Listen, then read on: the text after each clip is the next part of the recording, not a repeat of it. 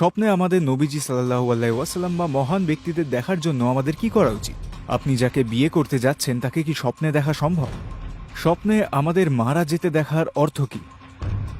যদি আপনি পরচর্চা করেন তবে আপনাকে আপনার স্বপ্নে মাংস খাওয়ানো হবে, শূকরের মাংস, মানুষের মাংস। কেউ আমাকে এরকম একটি স্বপ্নের ব্যাপারে বলেছিল। তিনি বলেন, আমি স্বপ্নে দেখেছিলাম যে আমার কর্মস্থলের কেউ আমার পিঠে ছুরিকাঘাত করছে। আমি বললাম, এর মানে সে শীঘ্রই আপনার সাথে বিশ্বাসঘাতকতা করবে। কিছুদিন পর তিনি বললেন, আপনি যা বলেছেন ঠিক তাই হয়েছে।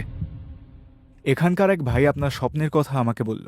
এটা কি এভাবে ব্যাখ্যা করা সম্ভব? আপনার কি মনে হয়? আমি স্বপ্নে দেখেছিলাম সবাই সমুদ্রের তলদেশে পালিয়ে গেছে, আর আমি দেখলাম সমুদ্র উপরে যাচ্ছে, আর দেখলাম সব লোক দেয়ালের তলায় হাত ধরে আছে।